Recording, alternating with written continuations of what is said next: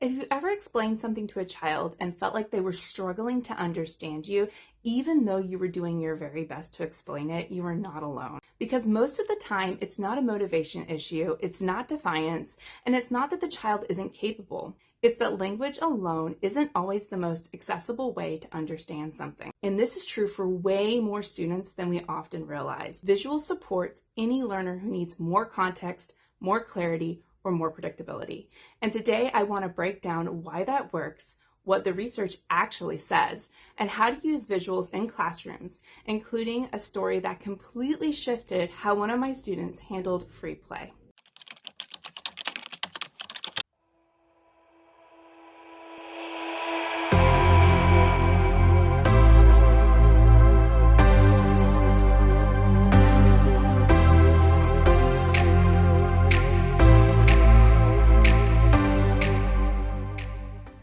Hi, if you're new here, my name is Rachel from the Behavior Check-In. I'm a behavior specialist and special education teacher and mom to an autistic child. I spend a lot of my time helping adults support kids in ways that actually feel doable and not overwhelming, using real strategies for real classrooms. And a huge part of the work that I do is helping students understand expectations in a way that feels safe and accessible to them. Here's what the research tells us. Visual supports help reduce cognitive load, meaning students don't have to hold as much information in their working memory at once. When information is both seen and heard, the brain processes it more efficiently. So this is true for young children, older students, and even adults. Visuals also support comprehension, memory, and regulation. For autistic students, visuals add predictability and reduce uncertainty. For multilingual learners, visuals provide meaning even when language is still developing. And for students with intellectual disabilities, visuals help make abstract ideas more concrete. And honestly, for many kids, visuals just feel safer and more consistent than verbal direction. When students know what's coming next, their nervous system can settle, and that's when learning becomes possible. So let me give you a real example. I worked with a student who was really struggling during free play and recess. Not because he didn't want to engage or play, but because the expectations weren't clear and he didn't understand how to play appropriately. Things like, how do I join the game? Or what if somebody says no? Or what can I do when I feel frustrated? Were all very hard for him to understand. So we created a visual story together. It showed how to ask to join the group, what to do if someone says no, and how to take turns and ask for help. I was able to make this in both English and Spanish, so it could be used at school and practiced at home to help reinforce the skill. And once he had that visual support, something shifted. He started to use the same language from the story during recess. And that's how I knew that that support was really working for him, when it carried over into real life and he was able to generalize that skill.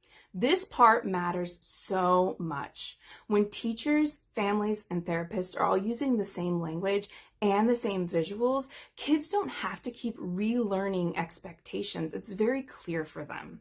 They know what's coming. They know what to do. That consistency builds safety. It builds trust, and over time, it builds independence. Creating visuals used to take me hours. I was taking photos, I was putting them in slides on Google, I was doing them in Canva over and over and over again, and it was taking so much time. That is where Ella has been super helpful for me, and I want to say this clearly, you don't have to pay, you just have to try it. They have a free plan that gives you access to free resources each month, which is great if you're just trying to get started to see if it really works for you and to explore what's possible. So with Ella, I can create visuals quickly without sacrificing quality. I can choose realistic images, cartoon styles, even anime visuals, depending on whatever connects with the student and whatever they like. I can adjust to make the language bilingual or tailor it to specific skills. I can even send it home digitally, use it on an iPad, a Chromebook, or even print it out. And one thing that I really appreciate is that their plans are flexible. So pricing is based on how many resources you want to create each month.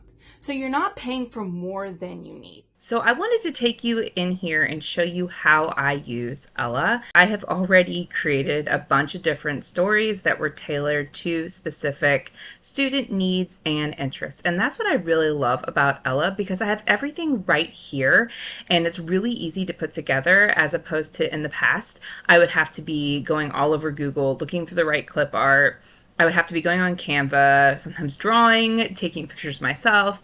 And although I will happily do those sorts of things for my students, it takes up so much time. So Ella really is the most efficient way to do this, especially if you need a story like right then, right now.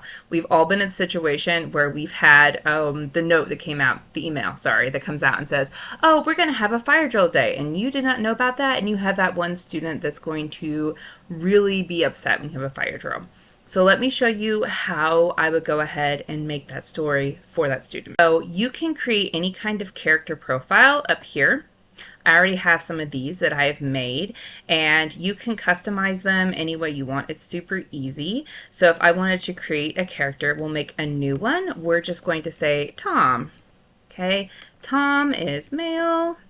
Tom is 9. What is Tom's favorite things? Legos, football, and science. And I can check if I want to keep it simple language or simple visuals. For this one, we will keep it simple language. Then I'll click next. Then it's going to ask me to describe what does Tom look like. Then we will create the character. And I like this because it can really create a character that looks similar to your student, which can be really helpful, but it's better than using an actual picture because it does protect the student's privacy because it is just an avatar. But this is the student. I think that looks like Tom. We'll just put it that way. Close enough for Tom. Then I will hit done. So Tom is our character that we're going to use. So we're going to enter the topic. And we're going to put fire drill coming. And we can make this as detailed as we want or not. So I'm just going to keep it simple for this, but if you wanted to add in what it sounds like, if you wanted to add in how he's going to line up, maybe who he's going to stand by, if he's going to stand on a number, all those things, you can make it as detailed as you want. But for the sake of time, we'll just keep it kind of simple and let it generate its prompt. And I've made some that have been super descriptive because I want it to be everything that that student needs. So the really cool thing about it is it gives you the option. You can do the fire drill steps. You can do the social story. You can do, you know, all these different ways that you want to change it up. They have like picture cards for the routine, whatever you want to do. I can look through all of that. And I can change anything. If I don't like any of that stuff that's in there, I can totally change it around.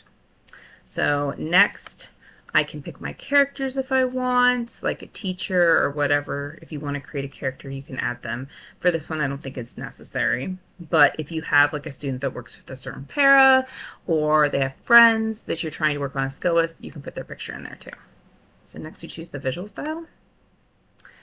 I don't know why it's doing this. I think my internet connection is being funky, but you can see that it gives you different options. I'm going to choose stylized, and I'm going to hit create my story, and then it is going to generate the story. But it does save so much time and allows me to be able to make and generate stories quickly.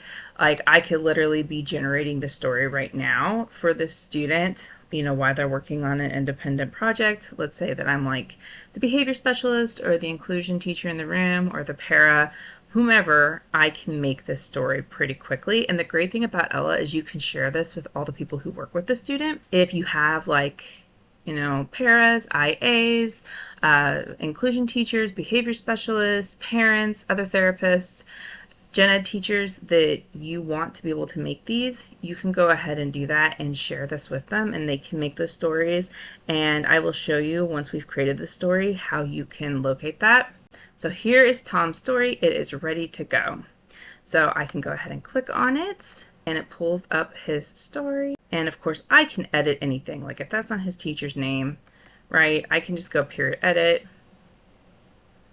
and I can change your name to Miss Smith or whatever.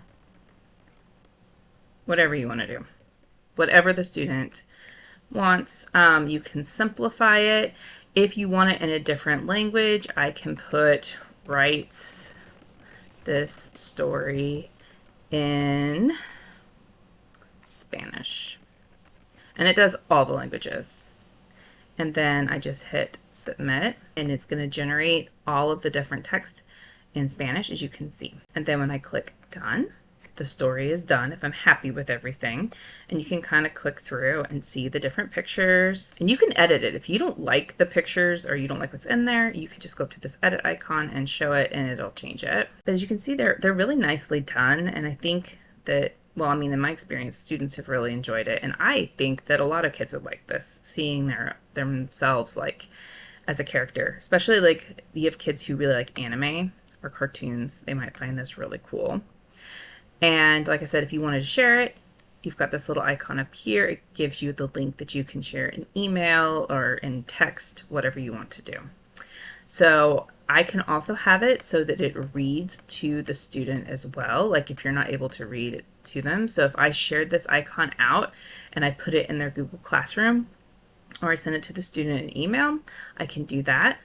So I'm going to go ahead, it's going to generate the audio, and then you're going to hear the audio once it's done generating. And then that way, like if you have a student that needs somebody to read to them, or they just like it read to them, they have that option, so it makes it fully accessible. And this can be really helpful when you share this with other people that you are collaborating with as well.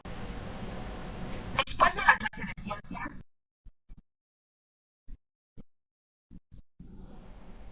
so there you go, you have those options. And if you want, you can download this and just keep it as something that you want to put, the child to look at on their computer. Or you have this option where you can print. So we'll do it this way. And I'll show you what it looks like when you print it. Or if you want to send it home and maybe parents don't have access to technology, or if you just want a hard copy. So this would be like what it looks like when you print it. And I really like this because you can go ahead and scan this QR code and put it on any device. So if a student has an iPad and you want that for them, they can do that. Or if you have a parent's smartphone or you want them to be able to link onto their Chromebook, or you can just, copy this out and put it in a Google Classroom, email, whatever's easiest for you, or share that code with parents if you don't want to just do the regular like copy paste. So this is what you would have, and you can of course print this out and you can laminate it, which I think is super cool. The thing that I really love about Ella is what used to take me 3 hours to create a social story, I can create in literally minutes. And this saves me so much time. It makes it a lot easier for me to be able to jump in and create these resources during my planning and not have to spend days doing it. So I can have a resource right when I need it. So right before the fire drill, right before the assembly, right before the change in routine. If I'm going to be out or a teacher's going to be out and we're going to have a substitute, we can build a story about this. And I love that I can share this with the teacher, they can share it with the parents, we can share this with anyone who works with the child, and they can have this visual ready to go for them. And that's, I think, the beauty of Ella, is just how much time it saves you and how flexible that it is, and really building resources that work for children and help them understand what's coming, ease their anxiety, help kind of make things more concrete and more understandable for those who are learning English and for those who are needing those things to help them access their understanding. I love that Ella makes it so that it's so much more accessible for students.